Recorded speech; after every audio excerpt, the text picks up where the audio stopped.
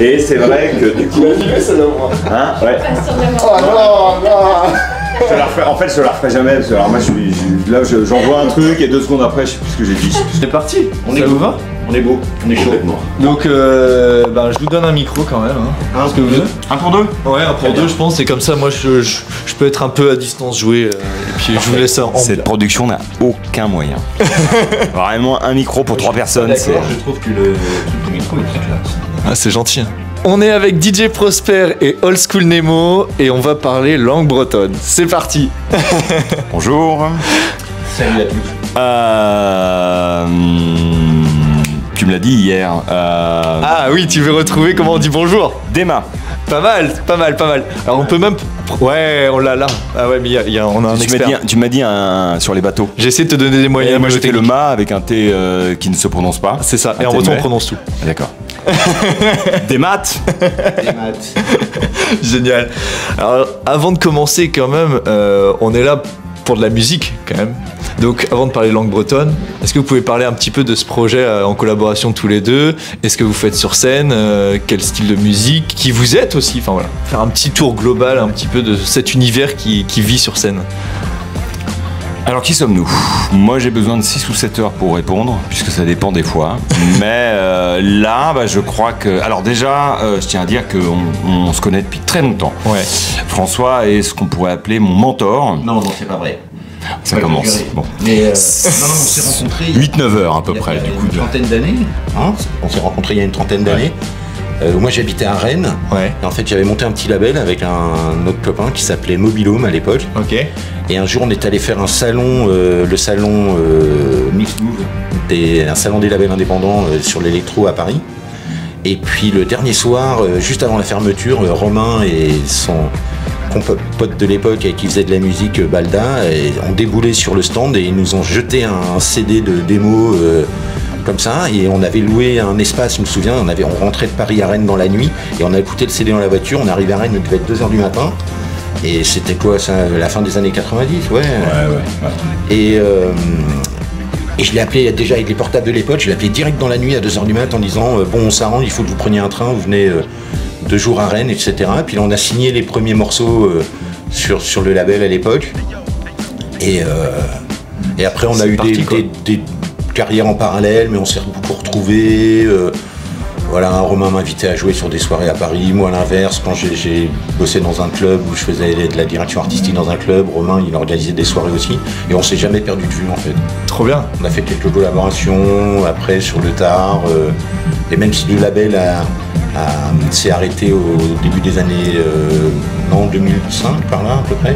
À partir du moment où vous avez investi sur nous, en fait, je pense que c'est le début de la banqueroute. Mais en fait, on n'a pas fait la bascule de l'internet à l'époque, c'est-à-dire que il y a eu un truc, puis chacun les carrières partaient un petit peu chacun de son côté, et on a toujours continué à bosser ensemble, et puis c'est devenu la famille un peu. Ouais, voilà. Ouais. C'est ça qui est important aussi, c'est ce côté amitié qui... Si on continue à travailler ensemble, c'est parce que je leur dois de l'argent.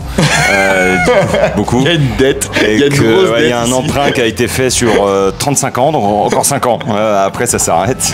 Mais effectivement, bon voilà, tout ça pour dire que on a profité de ce moment de faiblesse, la fin du Mix Move, ils étaient tous fatigués, donc on a envoyé notre démo en disant peut-être sur une...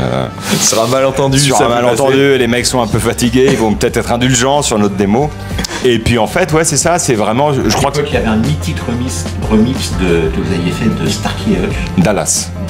Nous étions. Alors je bossais avec un blond, donc du coup c'était Hutch et j'étais Starsky. Bah oui. Ah oui, c'est vrai qu'il y a un petit théâtre. Ouais, on peut l'avoir. Un remix de Dallas qui était absolument phénoménal. Ouais, on avait fait un sample de Dallas. Cartonné à l'époque. Qui est parti même aux États-Unis. Il y a des mecs qui l'ont joué à Dallas et tout. Enfin bon, bref. Ah, c'est fou. Mais c'est la version française. Ok. Qui n'est pas connue aux États-Unis en fait. Et donc c'est fou. C'est d'autant plus fou du coup d'avoir fait un buzz aux États-Unis avec une version française. Ouais, exactement. Ah, et c'est vrai que je l'avais fait en hommage à des artistes de l'époque, des Américains, des Californiens, qui devaient eux aussi sortir ça en vinyle. Et puis bon, ça a pris plus de temps que prévu. Enfin, bon, les méandres des labels indépendants, voilà. Et puis avec la bascule, ce que tu évoquais, la bascule Internet. Tu vois, le vinyle contre le numérique, tout ça. Bon, soit tu prends une décision de vivre dans le futur, soit tu veux garder une forme de tradition. Puis bon, voyons nos gueules, on est plutôt dans la tradition. Hein, on est quand même dans un truc un petit peu comme ça. On veut. Enfin, je sais pas. Il y a une espèce de côté un petit peu, je dirais, old school, et en mais même inscrit dans la modernité. Mais oui, mais vous y êtes complètement, et d'ailleurs vous étiez peut-être même précurseur parce que les vinyles reviennent vachement en force ces derniers temps.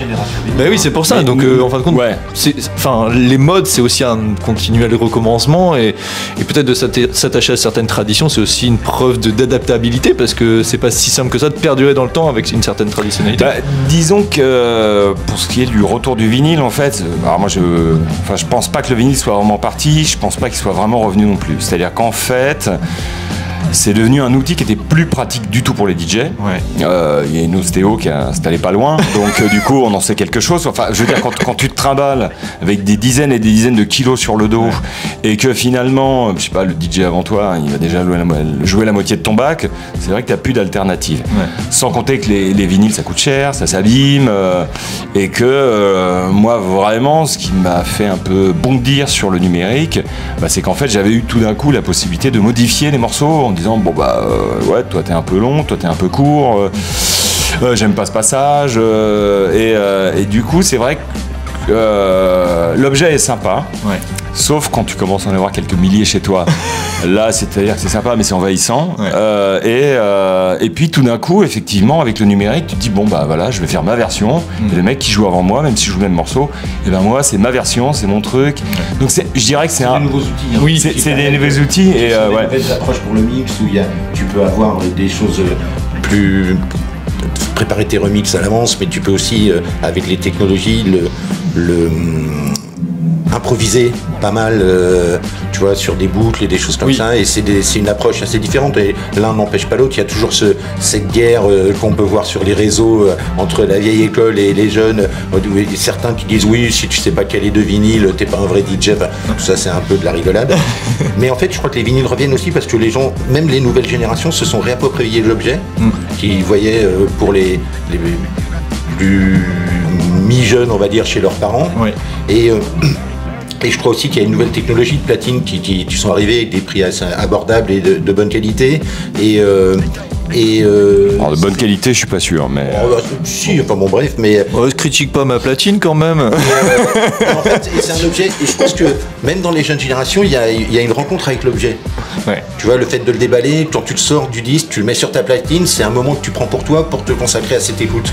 C'est assez différent que de l'écoute en playlist et choses comme ça. Tu sélectionnes le son que tu as envie d'écouter, en fin de compte, alors que sur une playlist, c'est beaucoup plus aléatoire. Et je pense que c'est ça, le rapport, la rencontre est différente avec le produit et l'artiste, en fait, je trouve, et je pense que ça marque aussi, même dans les nouvelles générations, que les gens aiment bien, ont retrouvé ce plaisir dans le disque. Et en plus beaucoup de labels indépendants, il y a un vrai travail sur les pochettes, c'est des objets, souvent ça peut sortir CD, ça va sortir sur les plateformes, mais il va y avoir l'objet vinyle qui va coûter un certain prix. Donc quand tu as un groupe dont tu es vraiment fan, d'avoir cette pièce, je pense que c'est quelque chose qui parle même, qui reparle aux nouvelles générations, je crois. Oui, complètement. Je peux même te dire que la moitié des gens qui achètent ce disque, enfin peut-être pas la moitié, mais un bon tiers, me disent j'ai pas de platine vinyle chez moi, par contre sur mon étagère ça sera très sympa. Et donc tu vois, c'est même un truc où en fait, voilà, il y a vraiment, on est revenu sur un objet de collection, et en fait, la plupart du temps, ce qui se passe, c'est que, moi personnellement, même moi, j'écoute plus de vinyle parce qu'il faut se lever toutes les 10 minutes, si tu veux, pour retourner le disque. Quand c'est des maxi, tu m'as compris, alors que la playlist, tu la laisses défiler. Donc, c'est sympa, si tu veux, d'avoir l'objet avec la pochette, tout ça qui va bien, éventuellement une dédicace de DJ Prosper, pour le même prix. Tu vois, t'as un objet qui te rappelle un souvenir. Par contre, si tu veux vraiment consommer la musique qu'il y a dessus, souvent, on est quand même toujours dans la modernité, le téléphone, le truc. Mais c'est vrai qu'il y a un détachement du physique, et de temps en temps, c'est bien de le retrouver. C'est peut-être le moment où je place un produit, non ? Tu peux faire, vas-y, parle-nous de ton vinyle quand même. Voilà, parce que moi ça m'amuse de parler breton, tout ça, sûrement, ça va aussi beaucoup vous amuser. Mais je suis quand même là pour parler de ce disque. J'en ai ramené 8 à vendre sur ce festival. Il en reste à peu près 15 dans le monde. C'est un album que j'ai fait pendant le Covid, avec une terrible envie de voyager à un moment où on ne pouvait plus.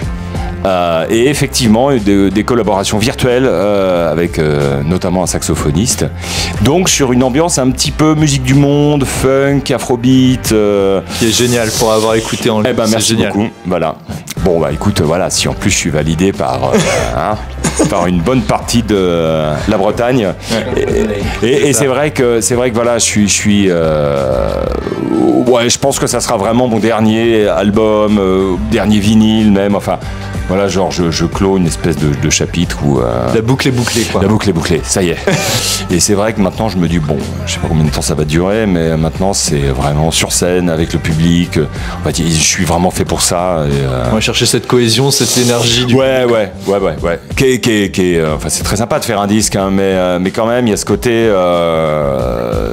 Tiens, voilà, il n'y a pas l'immédiateté de. Enfin voilà. Oui, il y a ce côté où il faut faire aussi une introspection, je pense, personnelle sur rechercher des idées, tout ça. Et voilà, avant de pouvoir aussi partager, mais le partage, c'est l'instantané, en effet. Ouais, c'est deux parties différentes du boulot et je préfère la. Mais il y a un truc aussi qui nous correspond tous les deux dans notre parcours, c'est qu'avec le temps. Même après qu'on joue comme DJ ou au platine, le fait d'avoir tout un réseau de gens qui sont des amis ou des gens qu'on connaît, des gens qui font le remix de l'un, le remix de l'autre, etc. Tu te retrouves finalement à avoir...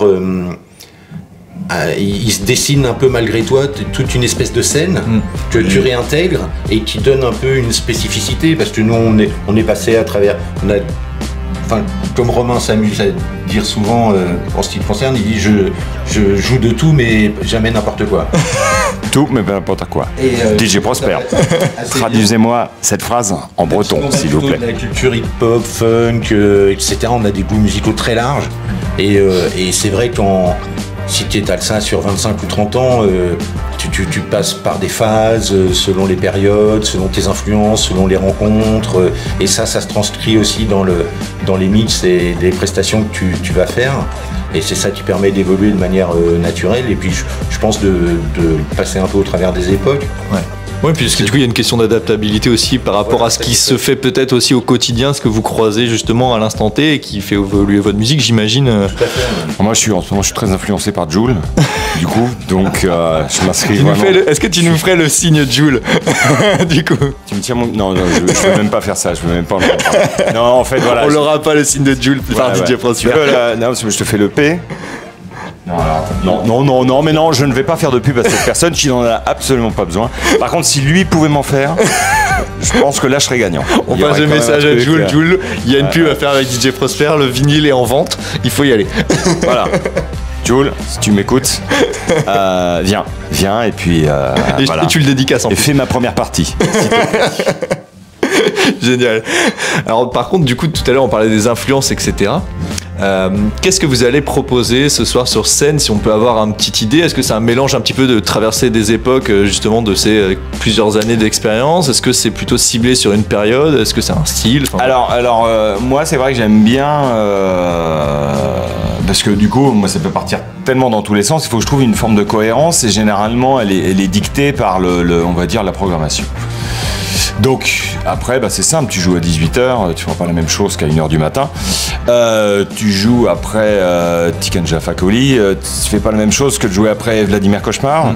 Donc là évidemment il y a un petit coup de pression qui s'exerce par rapport à Vladimir Cauchemar, qui est quand même en plus quelqu'un que j'admire énormément. Alors du coup ça me gêne parce que enfin c'est pas que je nourris un complexe d'infériorité, mais c'est que je suis quand même j'ai du mal à dire bon, on va faire mieux quoi. Enfin, tu vois, je suis en train de dire. Je comprends. Du coup, je suis obligé de jouer sur la même énergie, parce qu'il en a il en a à revendre et ça me plaît, voilà. Mais je peux pas surenchérir parce que je considère que on peut pas aller toujours plus haut. Et puis bon.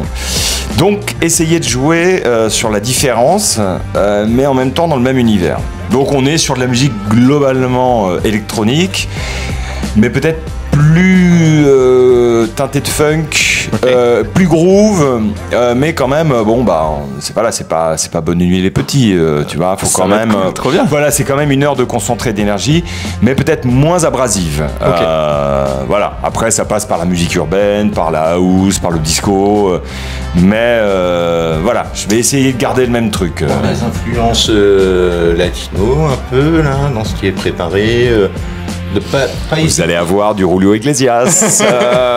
Non mais par contre, je sais que c'est des trucs qu'on fait tous les deux, et Romain est aussi excelle dans cet exercice-là, c'est de pouvoir prendre le risque de pouvoir baisser les tempos, tu vois, de pas construire le mix comme un tunnel, de pouvoir baisser les tempos, essayer de prendre à contre-pied les gens un petit peu, et c'est pas toujours facile, mais si c'est bien fait, ça permet d'amener les gens, de raconter vraiment une histoire et d'amener les gens dans plusieurs univers où ils ont l'impression d'être arrivés par une porte en arrivant et de sortir par une autre quand ils s'en vont, quoi. Et ça, si les gens ont cette sensation, c'est que ça a été fait, quoi. Ouais, le boulot est fait et la mission accomplie, quoi.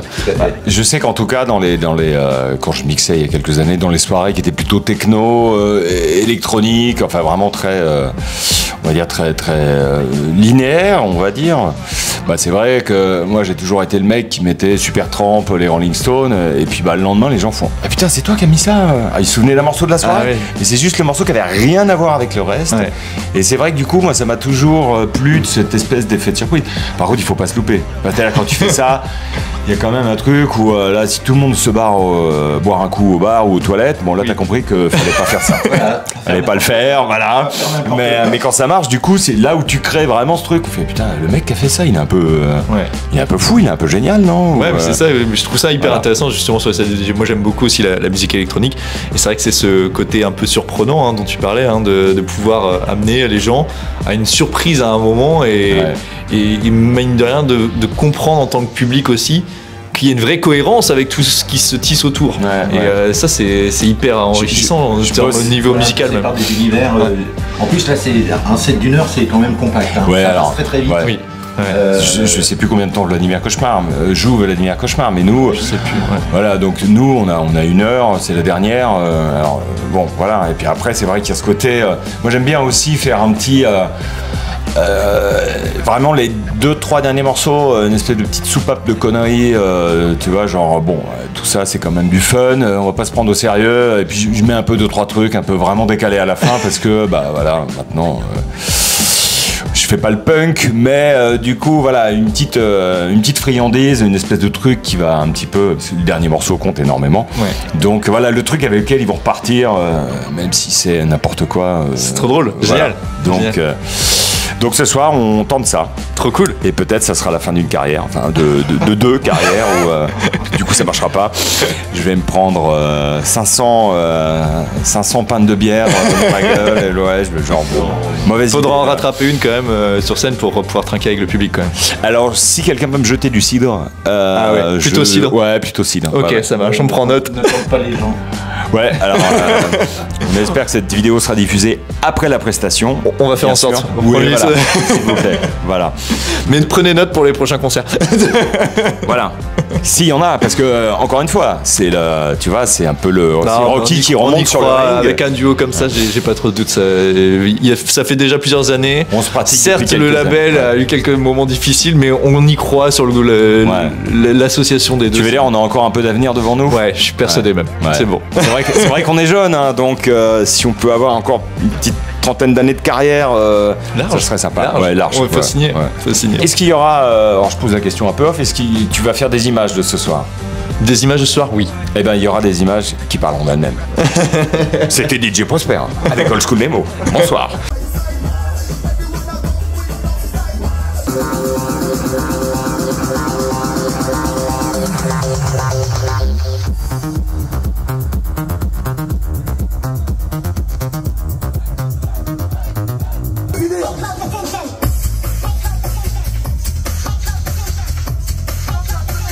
Du coup, je peux donner maintenant la playlist. Du coup, ça commence par Michel Sardou, c'est ça? Non, du coup? Non, mais voilà, c'est vrai qu'après, il y a des choses... moi, j'ai toujours un peu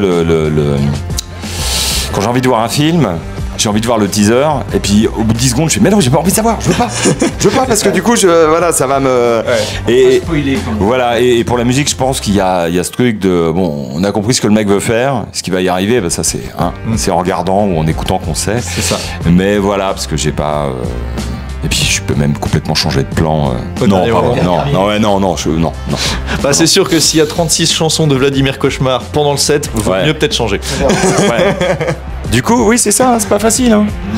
C'est toi, une fois, je crois que François m'avait raconté, tu jouais avec Maceo Parker ou je sais plus qui. Alors je jouais pas avec, je jouais en première partie. Je jouais en première partie de Maceo Parker et puis après le concert. Et donc en première partie, je joue des trucs funk, un peu dans l'ambiance, un peu de hip-hop, etc. Et c'était à l'époque du vinyle, donc tu vois, j'avais amené mes caisses de vinyle avec moi, mes fly.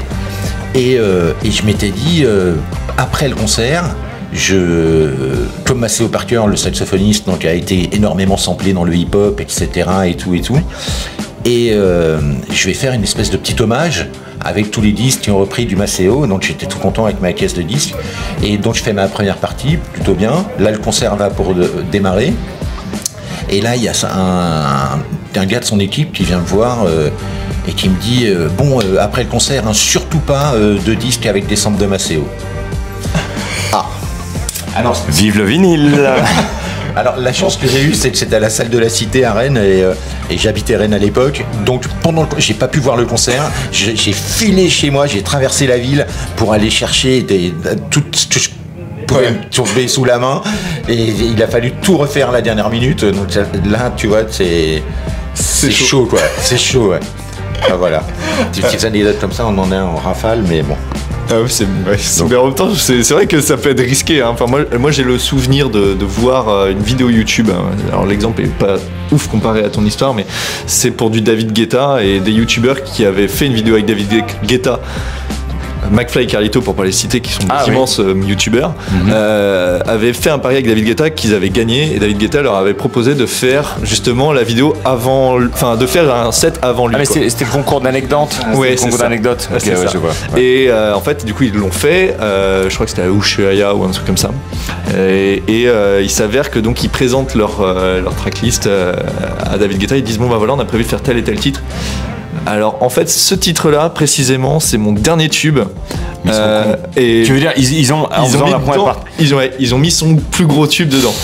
Et David Guetta fait bon en fait comme c'est vous, allez je vous le laisse. Vous pouvez le faire, mais normalement ça se fait pas du tout dans les codes de DJ. Mais voilà, du coup ça rejoint un peu ce que tu disais, ouais, ça peut être un peu. Avant c'est pire en plus. Hein, bah oui. Avant c'est encore pire. Ils n'ont pas brillé par leur perspicacité. Non, pas du tout. Là, c'est vrai que là, quand même, règle numéro 1, tu fais pas ça. Donc, bon, ils sont pas prêts pour la deuxième. Du coup, ils sont pas prêts du tout. Lui assurer le coup. Ouais, c'est ça. Mais je pense que c'était peut-être un peu un hommage aussi, quoi. Mais voilà, c'était un peu râpé. On passe à la deuxième partie. Vous êtes prêts ? Ouais. Du coup, on est parti. On va rentrer dans le dur. On va rentrer dans le dur. Donc là, sur cette partie, on apprend des mots en breton à DJ Prosper. Oh, on l'a refait. Pour la deuxième partie, on apprend des mots en breton à DJ Prosper et à Old School Nemo. Et en plus, on a demandé à des festivaliers de vous apprendre des mots. D'accord. Donc là, j'ai une petite liste, vu qu'on allait tourner tout à l'heure. Et on a la liste des mots à vous apprendre. Alors, et les festivaliers choisis au hasard ? Des festivaliers. Est-ce qu'un huissier a quand même validé le vrai J'avais le monsieur en cravate qui me suivait. Derrière la caméra. Ok. J'ai aucun rapport avec ces festivaliers. De près ou de loin, d'accord ? Promis. Et de toute façon, je pense que, vu la difficulté. Non mais ça peut être des gens qui me détestent, tu vois. Et non, ils étaient contents de participer. Ah ouais, d'accord. Ils étaient contents de vous mettre dans la galère. Ok. Donc, quand même, ouais. Donc ils me détestent un peu. Ils nous détestent. C'est ça. En fait, et le premier, en plus, il est pas évident. C'est un gros challenge. C'est une expression même. Donc c'est plusieurs mots. Faut essayer. Alors je vais vous la lire. Ouais. Et vous allez essayer de l'interpréter. Ok. Donc je vais vous donner 2 micros. Vous allez essayer de l'interpréter. Peut-être que vous aurez des éléments dedans, mais du coup, il faut essayer de trouver le truc. Alors l'expression, c'est. Kedachut à les monts des arrêts, non ? C'est ça qu'on dit. C'est ça qu'on dit. Alors qu'est-ce que ça peut vouloir dire ? Va te faire mettre dans les monts d'arrêt, non ? Ouais, c'est ça. Va pisser, mais va. Voilà. J'ai pas dit le mot, mais oui. Non, mais c'est ça, exactement. Kedachut et Menezari. Keda Sutal. Keda Sutal et Ménézari. Ah, C'est extrêmement difficile. c'est très dur. Je prends mon parapluie ou mon ciré jaune? C'est ta traduction. Ouais, c'est ma traduction. Ouais, c'est un petit tacle comme ça pour la Bretagne. Cette région, il ne pleut jamais. Hein, voilà, c'est un peu facile, mais je tiens à dire que je suis normand, donc franchement, solidarité tu peux me la sur refaire, tu peux me la refaire. Ouais, bien sûr. Ça va pas m'aider, mais c'est juste ça. Keda Sutal et Ménézari. Keda Sutal et Ménézari. Alors moi, je pense, je sais pas, je pense à un costume ou un vêtement. Pour moi, il y a vraiment un truc de vêtement, mais ouais. Alors un indice, Ménézari, c'est un lieu décidément. Emblématique. C'est un lieu emblématique en Bretagne, Ménézari. C'est en deux mots aussi, Ménézari. C'est plutôt dans le Finistère. Un endroit... Est-ce que tu connais les monts d'Arrée? Alors c'est Mont d'Arrée, Ménézari, c'est les monts d'Arrée. Donc Keda Sutal et Ménézari. Donc quelque chose, Mont d'Arrée. Est-ce que tu as déjà été visité? Est-ce que tu as... On est avec des festivaliers. Hein. Est-ce qu'ils sont aussi gentils que tu le penses? Petit indice. Est-ce qu'ils sont aussi gentils que vous pensez? C'est ça la question. Et bien sûr, les gens sont avenants, sont amour. Est-ce que tu t'es déjà pris une caisse Au Mont d'Arrée? Au Mont d'Arrée? Ok, on part là-dessus pour la proposition? Ouais.